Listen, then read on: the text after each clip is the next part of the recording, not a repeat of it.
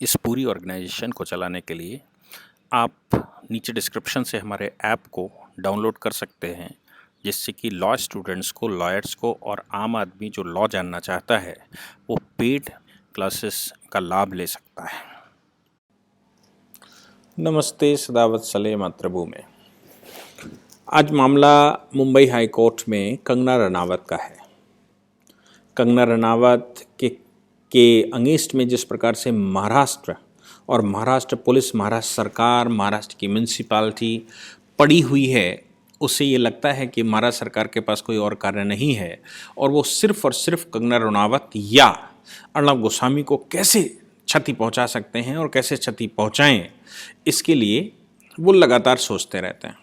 जबकि सरकार का काम ये नहीं है। क्रिटिसाइजर क्रिटिसाइज करेंगे और सरकार को क्रिटिसाइजेशन झेलने के लिए तैयार रहना चाहिए।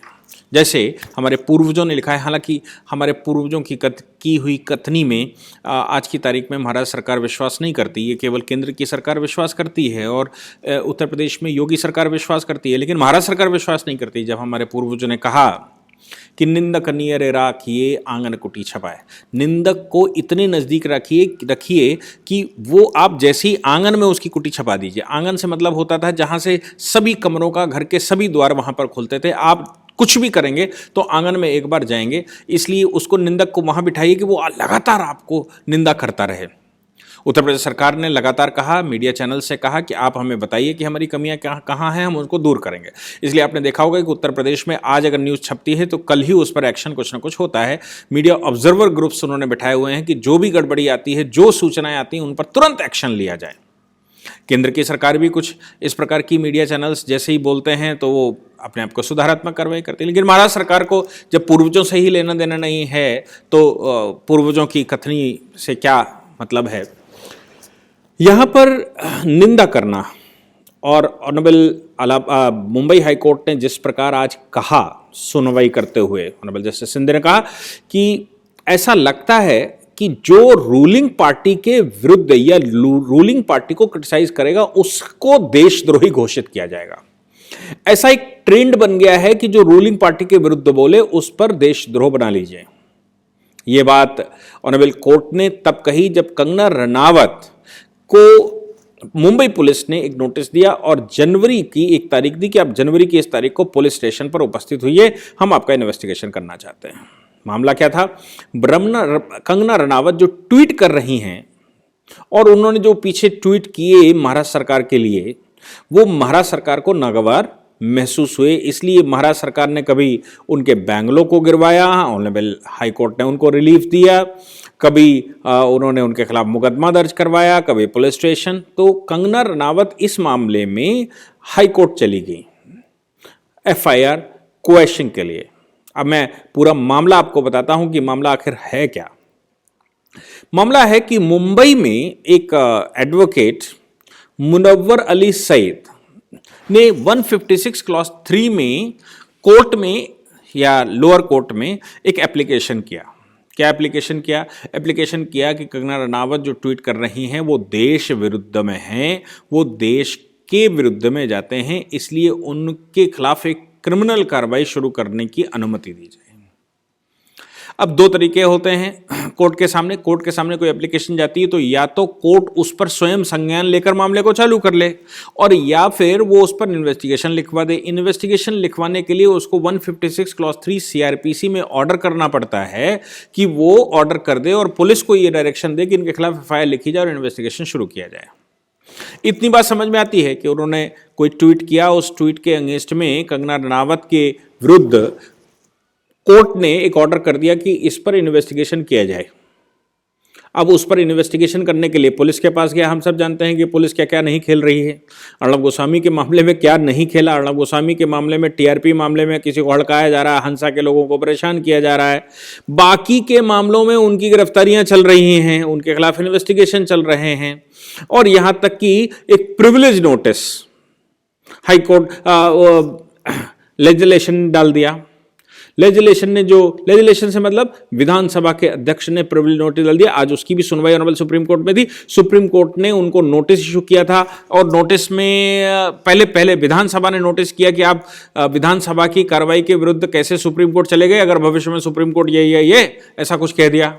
सुप्रीम कोर्ट में वो मामला फिर से खुला। फिर से खुलने के बाद ऑनरेबल सुप्रीम कोर्ट ने महाराष्ट्र सरकार को या सेक्रेटरी विधानसभा को नोटिस किया कंटेम्प्ट ऑफ कोर्ट का, कि कोर्ट में कार्रवाई करने के लिए किसी व्यक्ति का आना और उसको रोकने के लिए उसको ये हवाला देना कि आप कोर्ट गए तो पता नहीं क्या कर दोगे, तो क्या ये कंटेम्प्ट ऑफ कोर्ट नहीं है?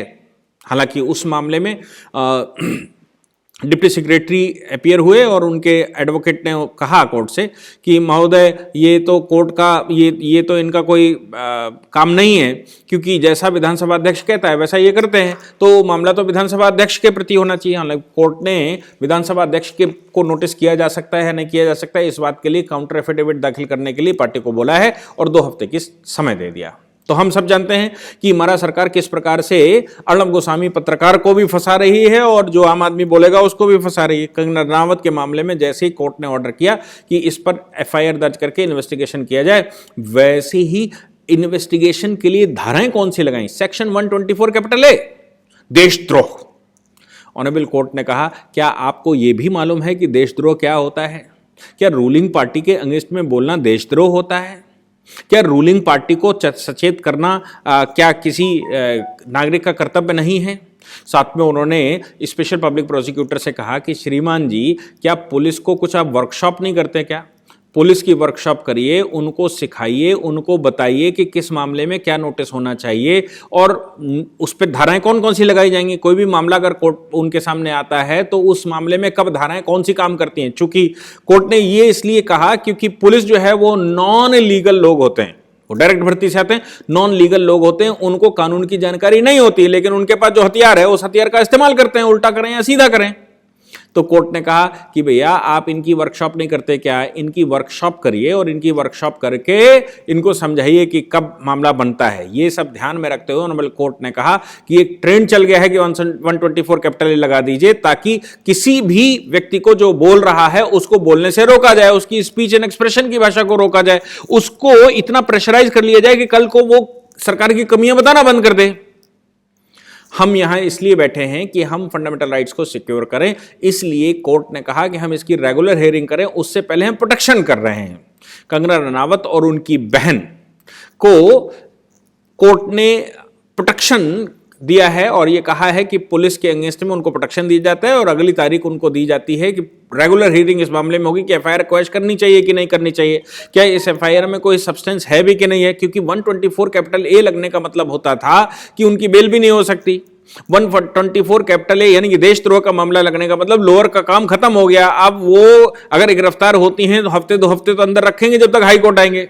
इसलिए हाई कोर्ट ने उनको अरेस्ट स्टे देते हुए रिलीफ दिया और साथ में महाराष्ट्र पुलिस को आड़े हाथों लेते हुए कहा कि महाराष्ट्र पुलिस के प्रशिक्षण की जरूरत है और इनको सिखाने की जरूरत है कि कौन से मामले में कौन सी धाराओं के तहत मुकदमा लिखा जाना चाहिए और बेसिक स्ट्रक्चर क्रिमिनल का उनको पता होना चाहिए। और ये सरकार को बोला कि भाई इनका प्रशिक्षण करो ताकि ये मुकदमा लगाते समय कम से कम कुछ तो सोचकर मुकदमा लगाएं और धाराएं तो एटलीस्ट ऐसी लगाएं जिनसे ये पता लगे कि हाँ मैटर का कुछ सब्सटेंस मिलता है, मैटर की कुछ एक दूसरे के साथ मिलता भी है। नहीं तो क्या है, पुलिस अपनी रिवेंज निकालने के लिए या सरकार अपनी रिवेंज निकालने के लिए किसी भी हद तक कोई भी धाराएं लगाकर मुकदमा चलाना चाहती है और ऐसा मुकदमा लगाना चाहती है ताकि व्यक्ति को अभियुक्त बनाया जा सके और इतना खतरनाक अभियुक्त बनाया जा सके कि उसके खिलाफ कोई भी वो भविष्य में ऐसा बोलने की हिम्मत भी ना कर सके। लेकिन धन्य है कोर्ट्स, हमारे यहाँ के ऑनरेबल कोर्ट ने जिस प्रकार कंगना रनावत को प्रोटेक्शन दिया वो काबिल तारीफ है और मुझे लगता है कि in race of true justice हम फॉरवर्ड करते हैं। इसलिए अर्णब गोस्वामी को भी ऑनरेबल कोर्ट ने प्रोटेक्शन दिया था पहले और अभी अर्णब गोस्वामी को आज भी कोर्ट ने नोटिस करने से पहले मतलब महाराष्ट्र की असेंबली को आड़े हाथों लिया है कंटेम्प्ट ऑफ कोर्ट केस में। और दूसरा, कंगना रनावत को जिस प्रकार कोर्ट ने प्रोटेक्शन दिया है वो साधु बात है और मुझे लगता है कि we are going toward the true justice in India. Thank you very much. यदि आप लॉ पढ़ना चाहते हैं तो कहीं और क्यों जाना, हमारे ऐप को डाउनलोड करें और लॉ पढ़ें।